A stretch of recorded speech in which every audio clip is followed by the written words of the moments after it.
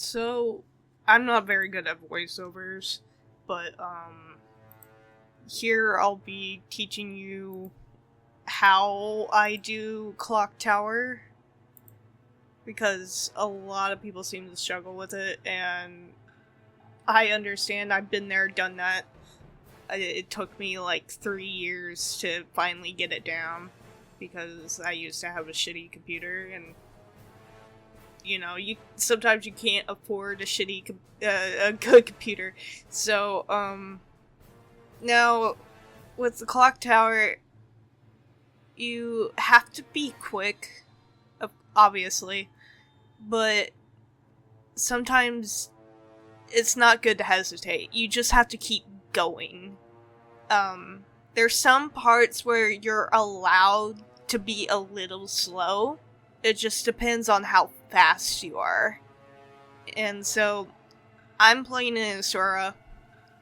You can play whichever character you're more comfortable with. Char, Norn, Sawari.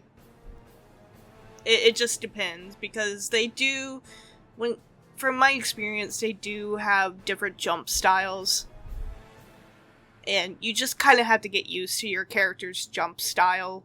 That, or I just have autism. Autism. Because they all have different animations when you jump. So you have to get used to your character's jump style. Now, for the first part of the Clocktower, it's basically, you run one way. You get to a part where you have to wait for the Clocktower to break.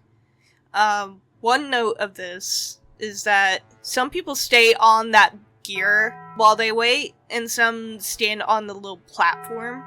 You could use either one, whichever is comfortable to you.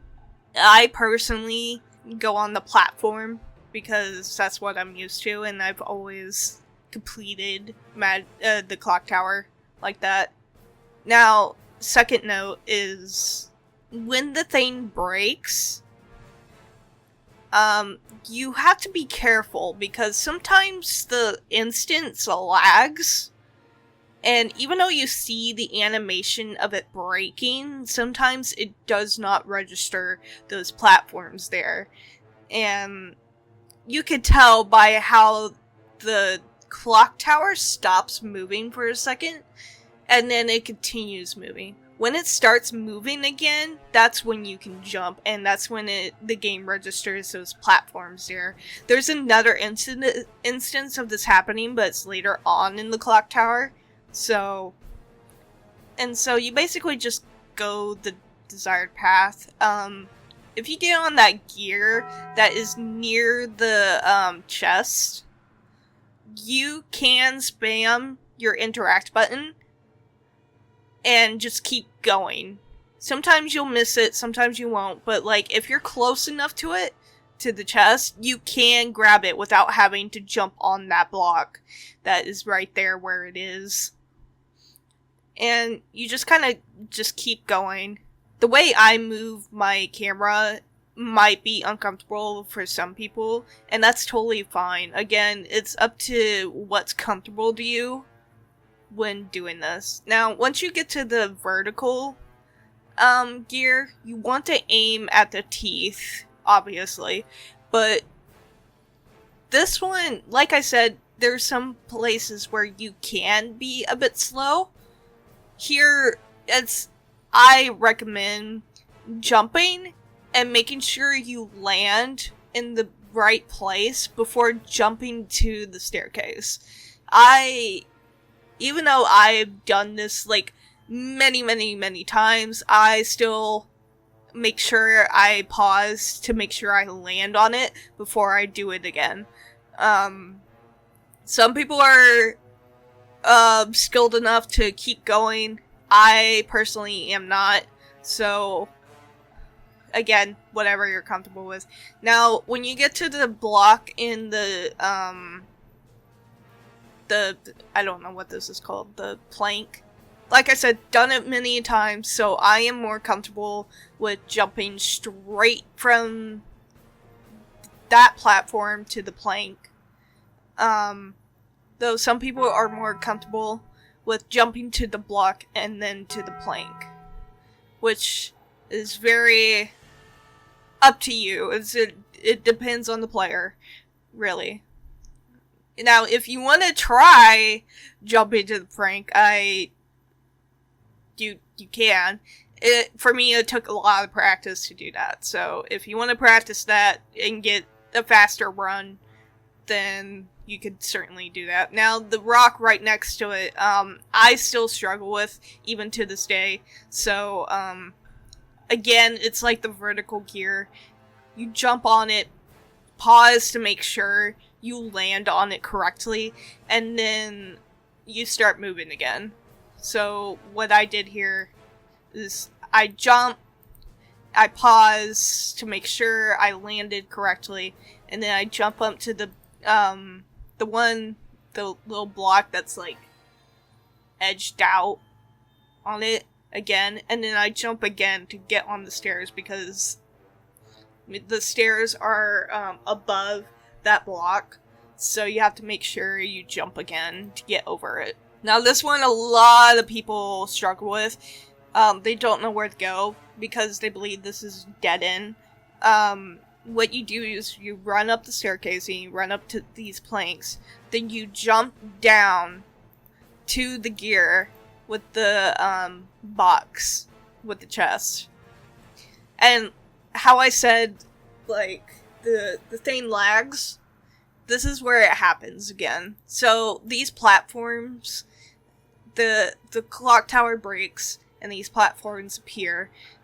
Sometimes there are instances where it lags. Again, you have to look at the clock to see if it's moving or not. If it's not moving, then you have to wait until it moves again before jumping on the platforms, because for some ungodly reason, if you jump on the platforms before that, it's not registered, and you'll fall through right into the green fog.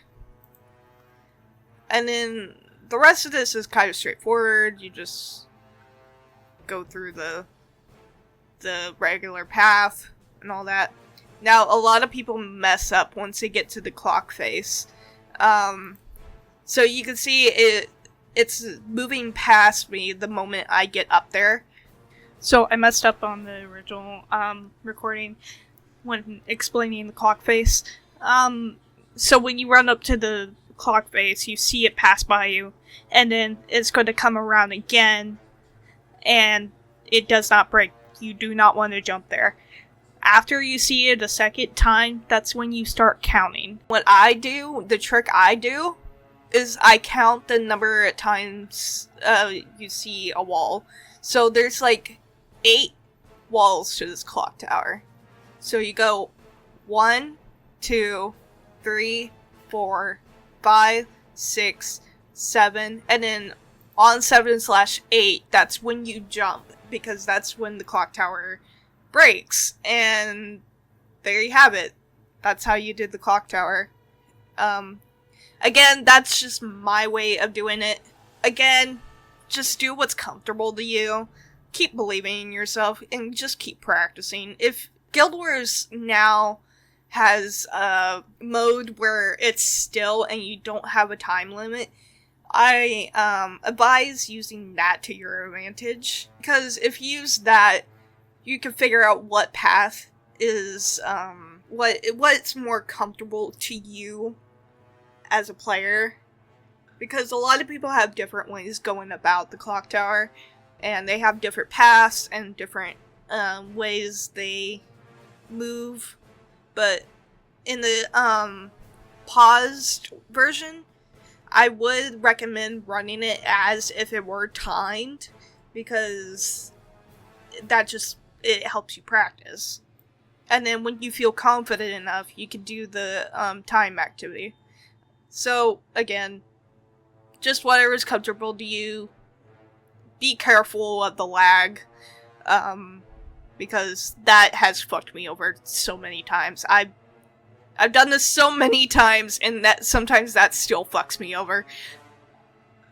But yeah, I hope this is helpful in any way.